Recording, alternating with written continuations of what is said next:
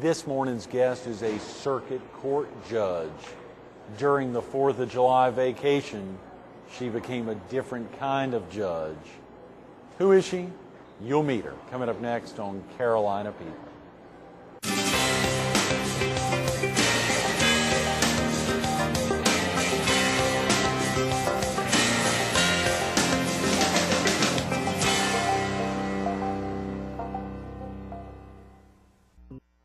Good morning. Welcome to Carolina People. This morning we're in the lobby of the Spartanburg Memorial Auditorium in Spartanburg, South Carolina.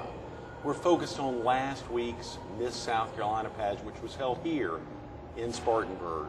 And we're visiting with one of its judges and a real-life judge, Judge Alison Lee. Good morning, Good Allison. morning. It's good to see you again. Do you mind if I call you Allison? That's fine, early Greg. on a That's Wednesday fine. morning? We've been together for a long time, That's so you may call me Allison, right. definitely. How exciting. What an amazing being up here last week. Oh, it certainly was. It was a lot of fun, and I got to meet a lot of new people, and it was just a fascinating experience. Of course, all the contestants from all over the state. To think, what was it? Was it 92? I believe it was, somewhere contestants, in 41 teen contestants, and 51 of the Miss. That's right. Had you judged a pageant before? Had never judged a pageant before, and was thrilled to do it this time. Oh, yeah. It was a lot of fun, and just to see the young ladies and to hear them talk about their platforms and see the passion that they have, it was a lot of fun. I hope to be able to do it again. Oh yeah, very definitely. And I'm sure you had a great time too. I did. It was great. It's kind of tough at times being sequestered from everyone and being forced to not look people eye to eye. I mean, literally thinking seriously about the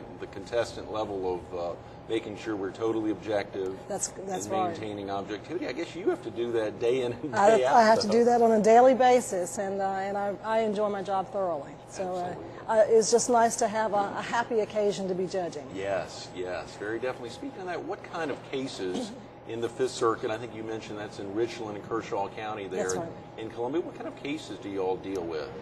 Primarily civil cases. The typical ones that you think about are the motor vehicle accidents or the contract disputes. Then the criminal cases as well.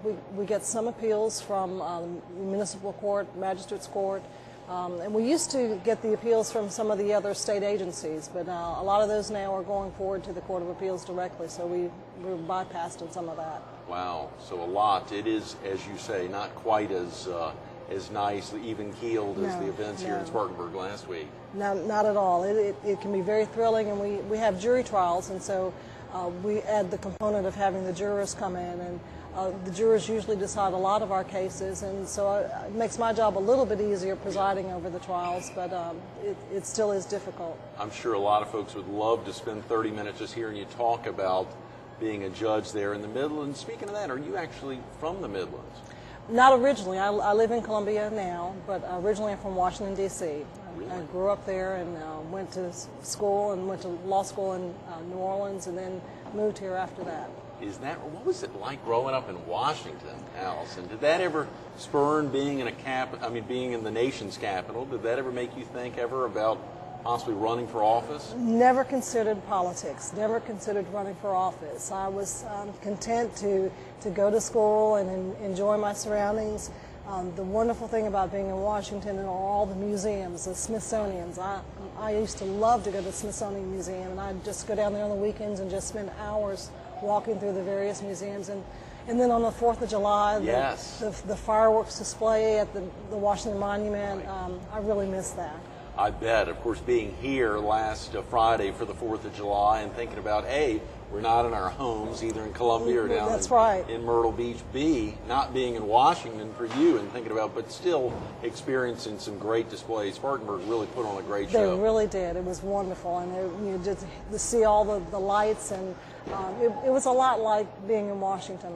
Yes. You think so much has to happen as you progress. Did you have parents who were actually in the law that opened the doors for you to think about law as a passion? No, I did not have parents, but I did have family members who were in the law, and I guess we've talked frequently when we were judging about role models, and actually one of my role models for the law was Matthew Perry. Is that right? He's my uncle, and I got to see him and spend a lot of time with him as I was growing up, and see his fights and the civil rights, and so I think that's what led me to think about going into the law. Well, I had not gotten that connection that Judge Perry Judge Perry was your uncle, but to think of that connection is that would be a great yearning. Was that your mother's brother or your father's brother? He is related to me. It's my mother's sister's husband. Aha. So he Yeah. is a relative by marriage, not by blood. Right. Are your parents still living now? My mother's still living, and since I have the grandchildren. She moved to South Carolina not too long ago, and my father died when I was small. Oh boy, I'm sorry. Speaking of that, you have brothers and sisters. I have a sister who lives in Houston, Texas, Right. and she's older than I am. She's a psychologist there in Houston. That is great. Well, you think about, of course, the activities of judging the young ladies, and I think a lot of folks want to know what that is like. Obviously, there's a lot of stuff you can't talk about, but what was it like over the course of the week being up here, seeing some of the young ladies? Since I'm the interviewer here, you can't be asking me, although I'd love to talk about it. But for you, what was it like, and a little bit about the other three judges? It was a lot of work. We spent the first 3 days in a room interviewing each and every one of those contestants, talking about their platforms, talking about world issues, talking about national issues, talking about them personally. Right. And that took up a lot of time, and then the other 3 days with the of course the talent and the famous swimsuit competition, yeah. evening gowns. Or infamous. That's right. You get to see them poised and dressed and really going about their talent and performing. It was a wonderful experience, and we had a great group of judges. Yes. A number of us were first-time judges. That's right. You included, I believe. And I don't know if you knew it, but Jack Cooper was with us yesterday here. Oh, was he? Oh, that's and of course. he was a great head judge, Yes. and he had a lot of insight and really guided us, I think, in teaching us about what judging a Miss America pageant was all about. Absolutely. Adrian Johnson, who'll be with us next week here. Actually, we're coming back to film next week, and we have Miss America. Kirsten Hagelin will be with us that'll be wonderful. next week here. Of course, later this week, tomorrow, we have the city manager here in Spartanburg, and then the mayor will be with us on Friday. And they were very gracious hosts yeah. for us. I mean, they really entertained us and made sure that we were comfortable and laid out the red carpet for us in the city, and it was really special. One of the great things I learned, I don't know if you learned the same thing, was learning a lot about the state through all these women from different parts of the state. Of course, we're in the upstate now. I live at the beach. You're in the Midlands. We had young ladies from the low country, from all over the state. You really learn a lot of the special aspects of the state that a lot of people may take for granted. You do, and we got to hear about the particular issues that were so dear to them in their communities and the things that they were advocating in their platforms. Yeah. Speaking of community, are there some activities in Columbia that are near and dear to your heart, Alison, that you've really gotten active in? Yes, there are. There are two organizations that I belong to. There are national organizations, but we have chapters in Columbia, one of which is Jack and Jill of America. That is an organization that advocates children and promoting events for children and getting them together and teaching them about how to be able to conduct themselves in the world. It is a wonderful organization, and we try our best to make sure that we extend ourselves to others in the community. Like Jack and Jill. Jack what a great and Jill, name. isn't it? How did they come up with that name? Jack and Jill went up the hill. Listen up, that's great. And truly it's hand in hand, and it's designed in the spirit of friendship. The other organization is the Links Incorporated. That is a national service organization. We address service, cultural issues, not only nationwide but also internationally. We have chapters in South Africa and in Germany and the Nassau Bahamas. Our role is it's a women's organization. Our role is to try to improve the lives of those in our community from a woman's perspective. And we've done a lot of active things. We go into the schools and work with them as well. Still advocating Just Say No clubs, and we try to do mentoring programs. We do healthcare issues. We also focus on the arts in our communities and how important that is. Right. Well, you mentioned Jack and Jill and children. Of course, a lot of folks want to know what it's like for you having had to have a daughter that's similar in age to the young ladies who were performing up here. But real quick, I saw you're also very active with your church, and am I correct, an extraordinary minister with the Eucharist. What exactly is that? Well, I'm Catholic, and you've probably seen situations where you receive the host in communion. Right. We are people volunteer in the church, and we're approved by the priest for the local parish, and we are responsible for handing out the host during the communion time. So. You know, and I find it's a wonderful ministry. As you probably are aware, we Catholics, we believe that the Eucharist is the body and blood of Jesus Christ, and it is a very sacred and holy ministry, and I'm glad to be a part of that. That's tremendous, Alison. Well, I do have to ask that. I think you mentioned your daughter is 17. Yes, well, she'll be 17 tomorrow. Oh, wow, okay, July 10th. forgive me. Yeah. That's right. That's She's right. 16 and now 17.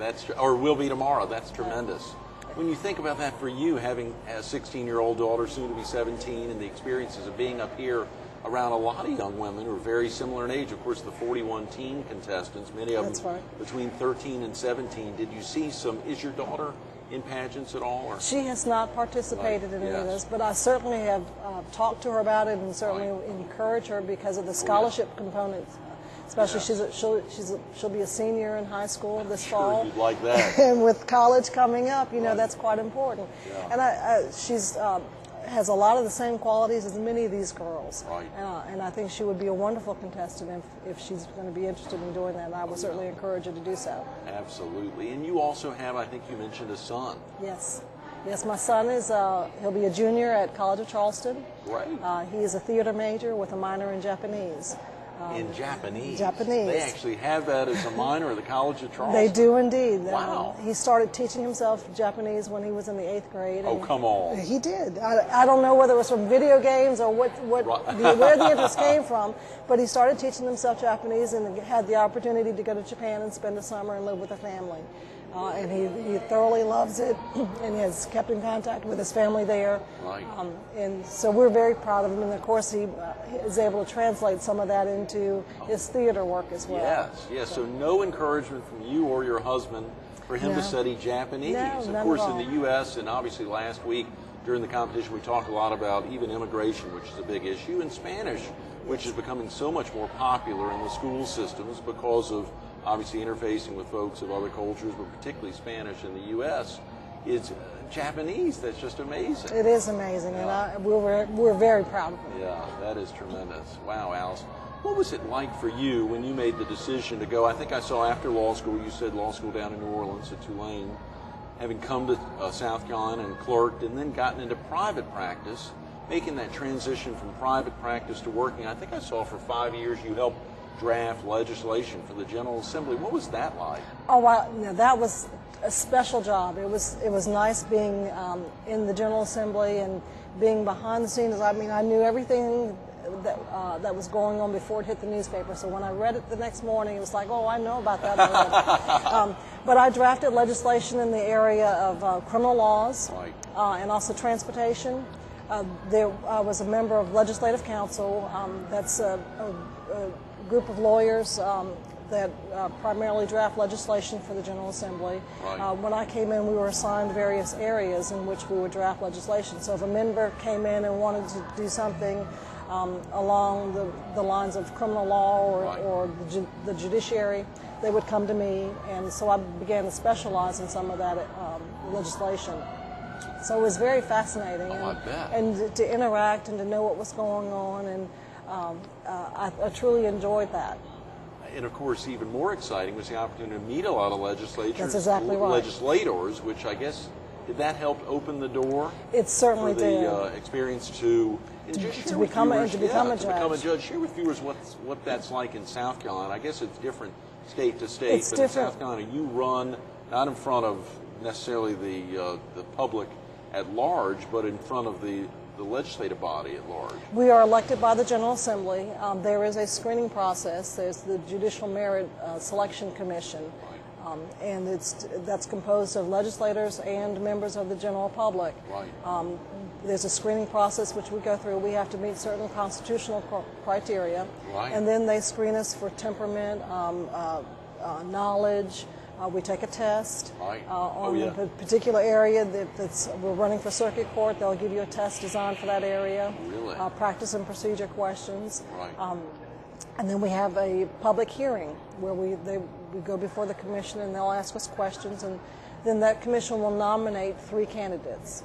Once you're nominated and your name is sent to the General Assembly, then the General Assembly will vote on those one person from those 3 candidates. Right.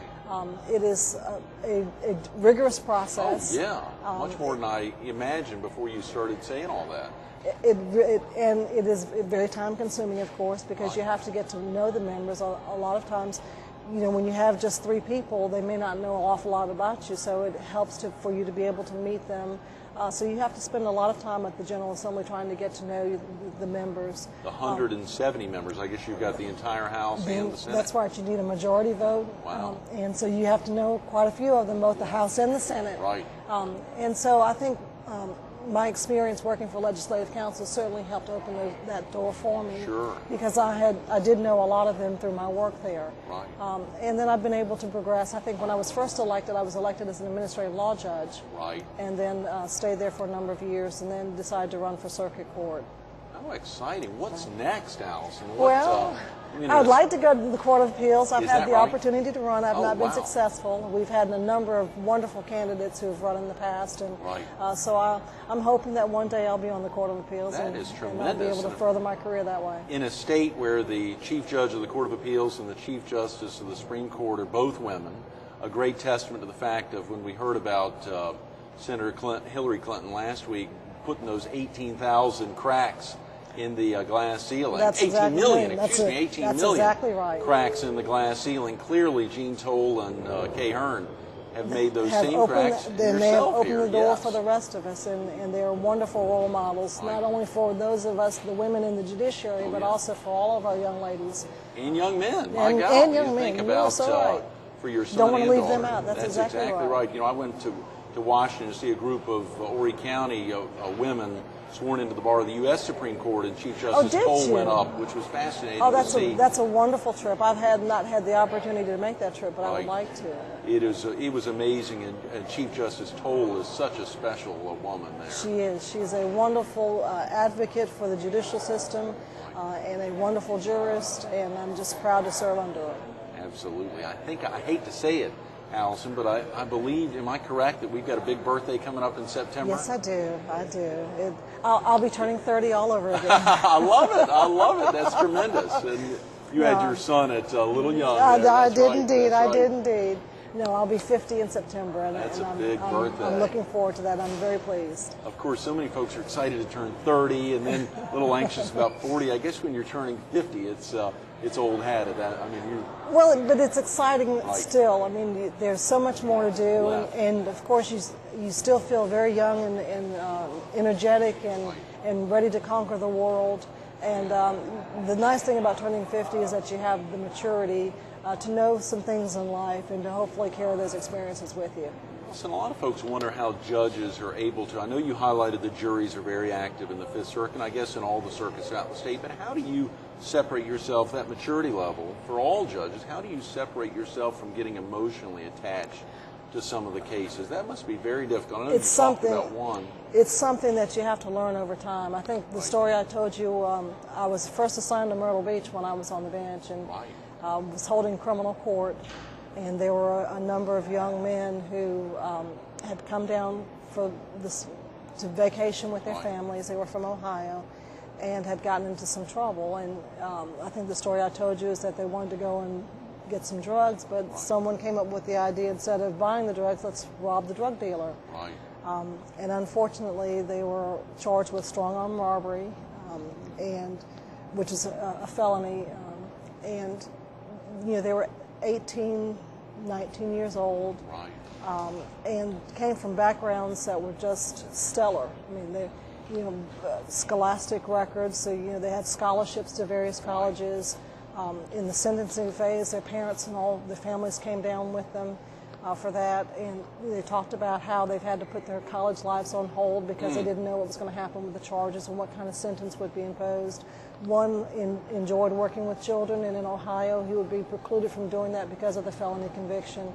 And it was just listening to their stories, it was just so sad. And very emotional for me, because as I looked at them, all I could think about was, that could be my son. Right. Just making a stupid mistake. Right. Just getting caught up in the moment and following the lead of someone else. And that was a time when your son may have been 10 or 11 or I younger, think and he your was daughter 11. even Yeah. 5 or 6, 7. He was 11. And to think they weren't even at that age yet, how even more emotional that would have been if they were at an equal age or a peer level. And that's the sad part about what I do, because I see people, especially when they're that age. I've seen a number since, and I still think about that every time I look at them. That they've had the opportunities, that they've done something stupid, and just forever will change their lives, and may not have the same opportunities in the future, and may not be able to do things that they wanted to do, all because of one bad move. And that's very difficult. We just got a couple of minutes, Alison. You made a strong point earlier last week about juries, and that juries can really do some great things, and to help really follow the law. They get into it and monitor closely what's happening. A lot of folks get concerned about juries, but juries really... The jury system really works. I have not had a jury yet that was not very concerned about what they were doing, that did not want to do the right thing. They wanted to follow the law. When you tell them that they shouldn't discuss the matter among themselves, they follow those instructions, and they really try to do everything that they can to make sure that our judicial system works properly. And I tell them that hopefully their service has been good, right, that they'll be able to go out and share that with others, so that we can encourage people to continue to want to serve on juries. You often hear about people trying to get out of jury duty, right.